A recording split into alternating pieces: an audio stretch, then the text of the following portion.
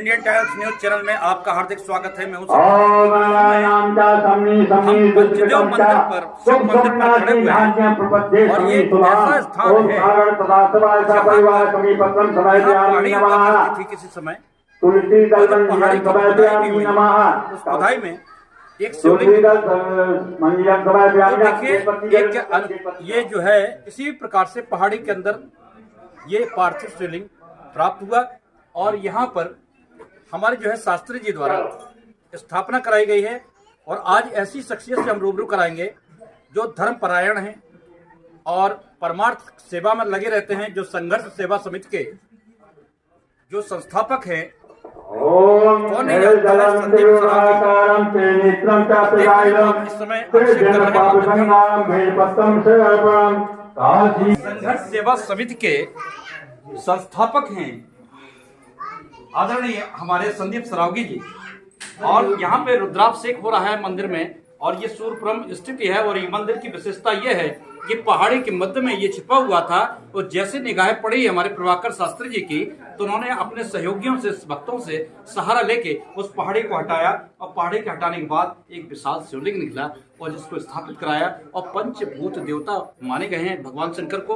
आज शंकर जी का विवाह है, शिवरात्रि के अवसर पर रुद्राभिषेक कर रहे हैं। और आपको बता दें, संदीप सरावगी जी वो हस्ती हैं कि जो कोई कौन नहीं जानता है, देश विदेशों में भी जानने लगे हैं लोग कि आप हमेशा जो है कहते हैं शास्त्रों में है सत्य धर्म परमार्थ पर चलने वाले। और यही क्योंकि परमार्थ में ही एक रहस्य छिपा हुआ है, संत हैं, तो हम उनसे रूबरू कराने जा रहे हैं। आपके आज विवाह का जो वर्ष है उस अवसर पर आपको बहुत बहुत बधाई।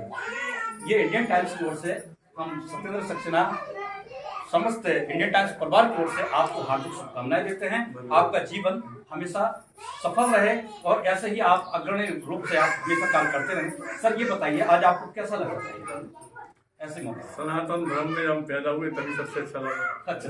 और सनातन धर्म में हमारे यहाँ जब हम लोग भगवान की आराधना करते हैं तो इससे अच्छा सुखद अनुभव कभी हो ही नहीं सकता जी। तो कैसा लगता है जब ईश्वर की बाहों में आप होते हैं, जो तो एक सनातन धर्म के किसी भी इंसान को सबको मालूम है। और यहाँ हमारे आवास विकास के सारे परिवार, भाई साहब, भाभी जी, सब लोग यहाँ पे इन्होंने मंदिर का निर्माण किया। और आज इन्होंने वादा किया था कि शादी की अपनी सालगिरह पे आप और सिद्धि साथ साथ में सालगिरह मनाएंगे। तो आज तो बहुत अच्छा अवसर है, आज सपत्नी का आप खड़े हुए हैं, तो आप भी बताइएगा आपको कैसा लग रहा है इस मौके पर? बहुत अच्छा लग रहा है ना, क्योंकि शिव मंदिर में आज खड़े हुए हैं और आज आपकी विवाह की सालगिरह है। और कितनी भी सालगिरह है? सौभाग्य कम ही मिल पाता है, कम मिल पाता है, बहुत ही कम मिल पाता है, क्योंकि समय भी नहीं रहता सर के पास, है ना। तो देखिए अभी आप रूबरू हो रहे थे, बहुत सौम्य मृदु व्यवहार है आपका। और ऐसा नहीं है, हर वर्ग में अभी आपने जो है वाल्मीकि समाज की कन्याओं का विवाह भी किया है और बहुत ही यानी नेक कार्य करते हैं। विवाह जैसे कार्य संपन्न करना भारत वर्ष में पहली बार वाल्मीकि कन्याओं के पैर धोकर विदा करना और 90 लाख का इंश्योरेंस एवं उनके उपहार और नगद रुपए, एक पिता और पुत्र भाई की तरह जो फर्ज निभाया, भारत वर्ष में पहली बार हुआ।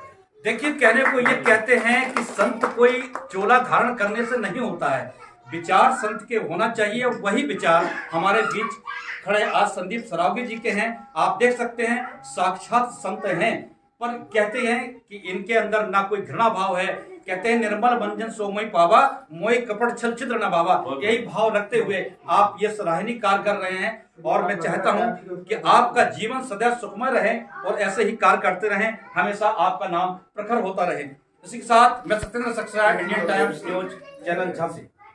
आदरणीय भाई साहब ने अभी जो श्री रामभद्राचार्य भारत सरकार के अपने 9 रत्नों में शामिल हैं, उनके तुलसी अवतार माने जाते हैं श्री रामभद्राचार्य जी।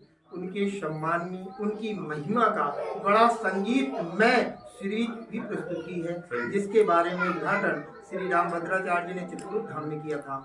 अभी जब वो फिजी में तब भी जब संदीप भाई साहब का नाम आया तब भी उन्होंने उसको बड़ा हंस दिए। जैसे मैंने कहा भाई साहब संदीप जी भी हैं, तो बोले अच्छा तो हंस।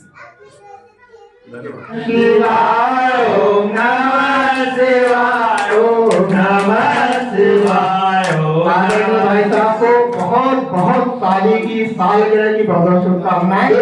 मैया की जय। आपको बता रहे हैं पंचदेव मंदिर पर आज जो सूरपुरम में स्थिति है वहां पर हम आज डमडम महाराज जी से रूबरू होने जा रहे हैं, क्योंकि अभी रुद्राभिषेक हुआ है। रुद्राभिषेक के बाद तुरंत जो है वो जाने की तैयारी में थे, तो मैंने सोचा क्यों ना एक तरफ बात कर ली जाए। क्यों आपको बता दें ये झांसी में बहुत अच्छी तरीके से, कौन नहीं जानता है डमडम महाराज जी को, हर कोई जानता है, बच्चा बच्चा जानता है, क्योंकि हमेशा समाज सेवा में रहे हैं।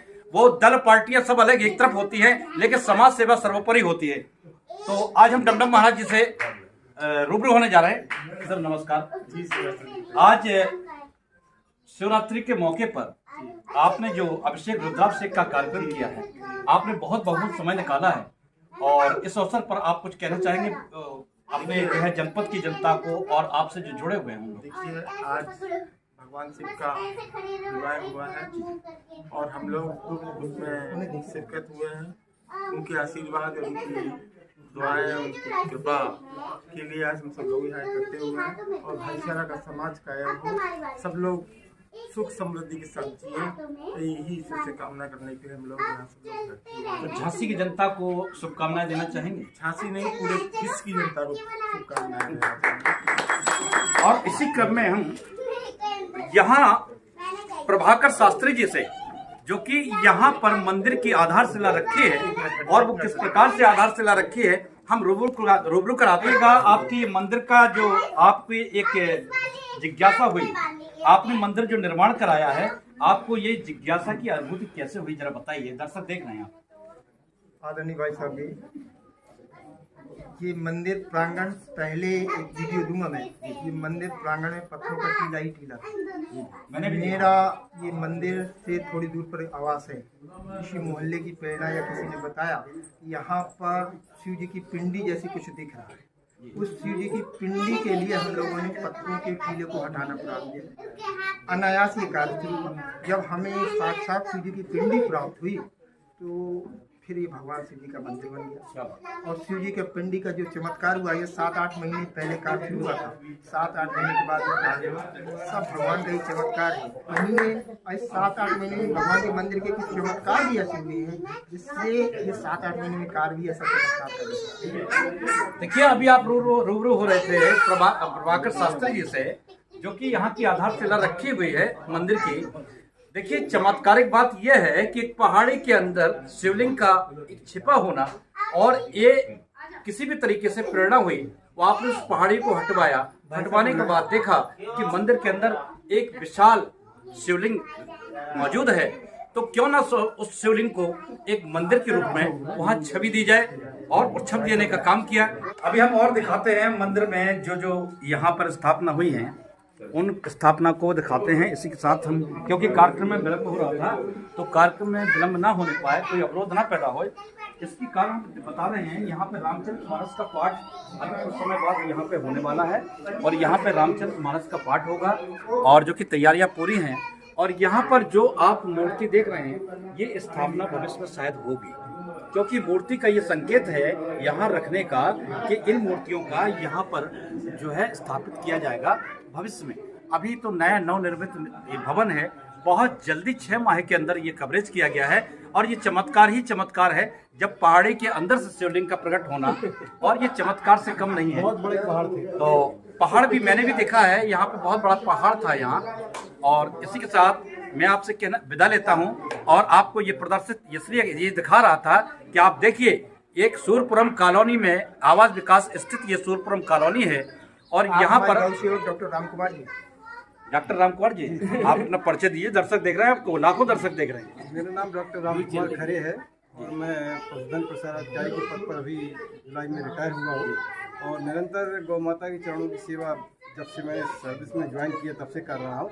निःशुल्क करता हूँ, कोई भी मुझे झांसी में याद करता है, कहीं भी किसी भी समय पहुँच करके। और ये मंदिर में हमारे जो प्रभाकर जी है, इन्होंने गौ माता का भी यहाँ पालन किया है और गाय की सेवा कर रहे हैं। इनकी भी गाय बीमार हो गई थी, मरणासन थी, भगवान से प्रार्थना की, 3 दिन इलाज करने के पश्चात बिल्कुल ठीक हो गई, स्वस्थ है, और वो भगवान को दूध भी उन्होंने अर्पित किया। देखिए, कहते हैं कि लोग इंसान की तो सेवा कर लेता है, लेकिन बिन बोले जानवरों की, जो बोल नहीं सकते, कह नहीं सकते, अपनी पीड़ा को बता नहीं सकते, और ऐसे लोगों की अगर सेवा की जाए तो बहुत बड़ा धर्म कार्य होता है। इससे बड़ा कोई धर्म है ही नहीं। कहते नहीं, अपने शास्त्रों में लिखा हुआ है, सत्य और धर्म परमार्थ के रास्ते पर जिसने अपना कदम रख दिया और परमार्थ के रास्ते में कोई लालच नहीं है, निस्वार्थ भाव से कार्य कर दिया, तो आप ये समझ लीजिए ईश्वरीय इच्छा होती है, यही प्रेरणा होती है। उसी प्रेरणा के साथ हमारे जो है राम कुमार खरे जी और ये बहुत ही गौ सेवा में लगे रहते हैं और इनका यह है कि जो बेजुबान जानवर हैं इनकी सेवा की जाए। तो इसी के साथ मैं आप सभी लोगों से विदा लेता हूं। आपको बता दूं, आप पंचदेव मंदिर को सूर्यपुरम कॉलोनी आवास विकास स्थित, इसको ना भूलें, एक बार दर्शन करने के लिए अवश्य आइएगा। इसके साथ मैं सत्येंद्र सक्सेना आपसे विदा लेता हूँ। जय भोलेनाथ की जय।